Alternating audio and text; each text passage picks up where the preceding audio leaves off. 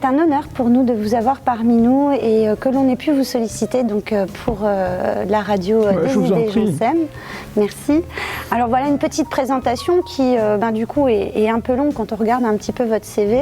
Alors déjà vous êtes président depuis plus de 7 ans de l'association l'AC, qui est une association de loisirs, d'animation, de culture et d'éducation populaire, gestionnaire du centre social Gilbert Jansem, et vous avez rejoint les rangs il y a très peu de temps dans la Fédération des centres sociaux dont vous êtes devenu le président. Et vous êtes également le président donc, de MME, qui est Marly Management Event, qui porte et organise le festival Marly Jazz depuis plus de 15 ans maintenant, et qui regroupe les fidèles passionnés du jazz dans la région, la ville et d'ailleurs. Votre passion pour le jazz, une vie vouée, une existence vouée à la musique, et votre engagement, réuni à votre engagement actif et bénévole dans l'éducation populaire et dans la vie associative, marque une conscience politique. Une conscience politique qui reflète la justice, la liberté pleine, aux côtés de ceux qui défendent les droits civiques. Un peu comme les grands noms du jazz. Un peu.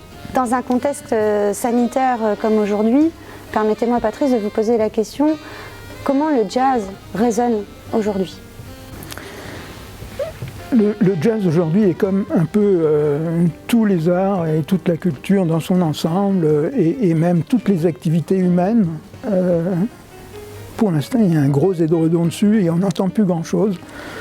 C'est pas faute d'essayer. Il y a quelques musiciens, pour parler du jazz, qui essayent malgré tout de faire de la vidéo, de faire des choses un petit peu chez eux, individuellement, chacun.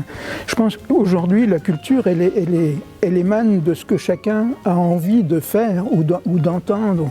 C'est-à-dire que moi, j'écoute de la musique chez moi et je suis tout seul parce qu'il n'y a pas moyen de faire autrement. Donc, la culture en est réduite et la musique et le jazz en sont réduits à ça. Chacun essaye de rattraper le manque qu'il a dans la vie courante, mais individuellement chez soi. Alors il y a plusieurs années, le jazz était le cri, le soulèvement des injustices. Il avait cette magie. Est-ce qu'il la conserve aujourd'hui ? Alors, il faudrait refaire toute l'histoire du jazz pour comprendre un petit peu. Oui, le jazz a une réputation de musique politique, entre guillemets. Mais le jazz a énormément évolué depuis sa naissance.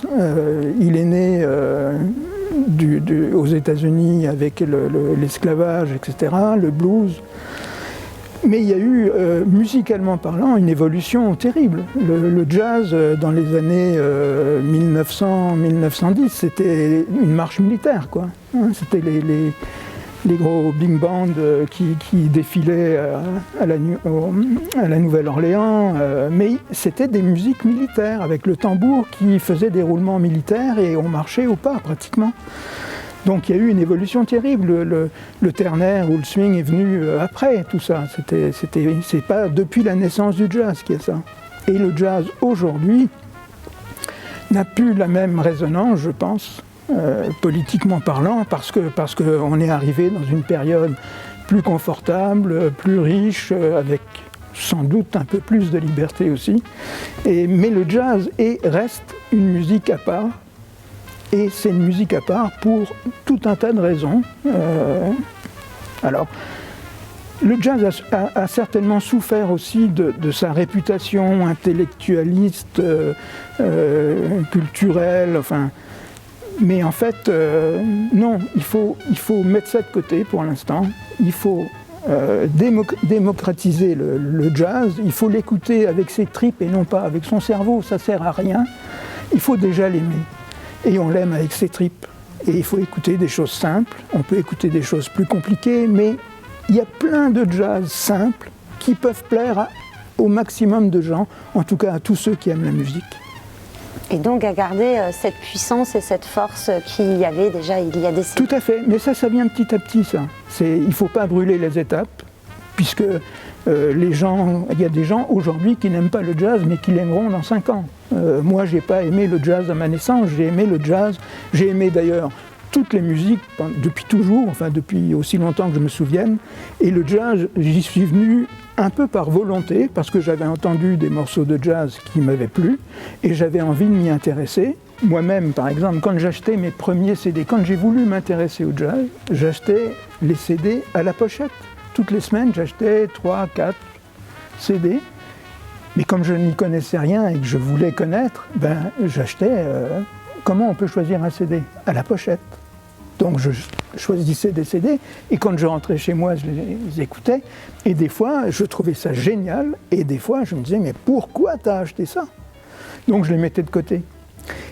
1 an après, 2 ans après, à force d'écouter des choses et des choses complètement différentes les unes des autres, puisque le style de musique ne correspond pas automatiquement à la pochette. Donc j'écoutais ces morceaux que j'avais mis de côté, ces CD que j'avais mis de côté, et je les trouvais géniaux. Ça veut dire que l'oreille s'habitue, ça veut dire que quand on aime, l'éventail s'élargit de lui-même en fait, à force d'écouter et de s'intéresser aux choses. Et c'est comme ça qu'il faut arriver au jazz.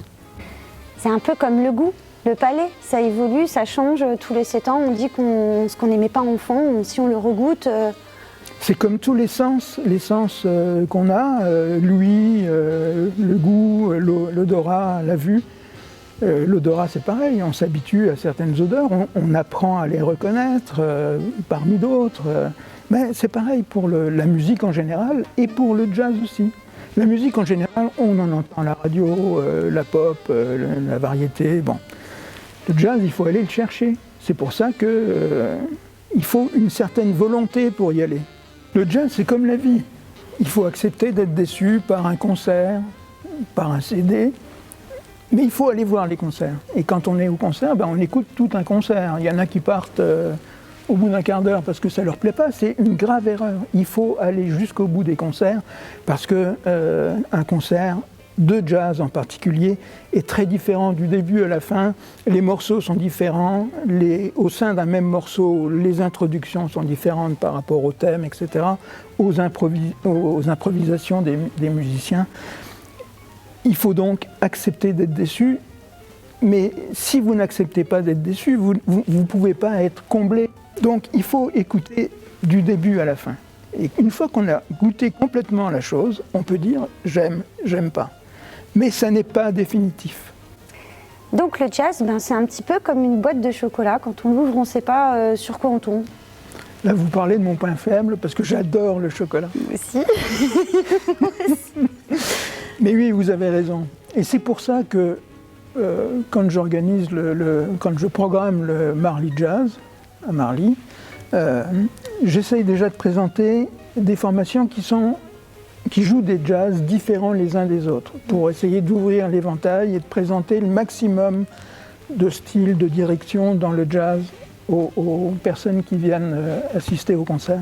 Et donc dans tous ces jazz et ces formations différentes, il y a eu tout un tas de nationalités de musiciens qui sont venus. Il y a eu des Américains, des Anglais, des Autrichiens, des Espagnols, des Italiens, des Brésiliens, enfin une diversité exceptionnelle qu'il y a eu, et des très grands noms du jazz sont venus à Marly. J'ai eu beaucoup de chance parce que quand ils ont un jour off, ils sont à Stockholm, mais ils vont 2 jours après à Porto. Et entre les deux, ils s'arrêtaient à Marly. Et ça, c'était une satisfaction exceptionnelle. Et j'ai toujours tenu aussi à faire jouer et à présenter, à faire découvrir des musiciens régionaux, des jeunes musiciens, alors régionaux ou d'autres régions françaises, mais des jeunes musiciens en devenir. Et les gens sont toujours ravis d'entendre ces formations-là, parce qu'il y a déjà une certaine qualité, et vraiment, on peut trouver tout ce qu'on veut au Marly Jazz, et on peut aimer tout ce qu'on veut aimer. Il faut juste être prêt et venir au spectacle vivant. Parce que ce que j'aime chez les musiciens de jazz, c'est le lâcher-prise.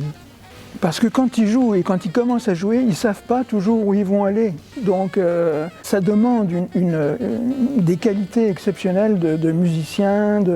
Il faut jouer l'air dans sa tête pour pouvoir le transcrire et le donner en direct, sur l'instant.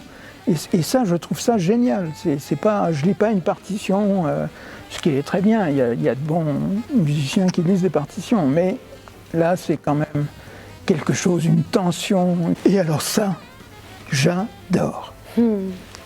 Ces échanges précieux, ils nous manquent. Alors, il y a du jazz dans l'air, rassurez-nous. Bien sûr, la programmation est déjà terminée. Et cette année, ça sera du 20 au 23 mai. Jeudi 20, vendredi 21, samedi 22, dimanche 23 mai, à partir de 19h tous les soirs. Eh bien, nous vous remercions vraiment pour votre venue ici. On espère et on croise les doigts donc, pour ce festival qui aura lieu à la veille de l'été. Merci beaucoup, Monsieur Winzerit. Cindy, c'est moi qui vous remercie. C'était très agréable et franchement, je reviens demain si vous voulez. Merci beaucoup. À bientôt. Merci.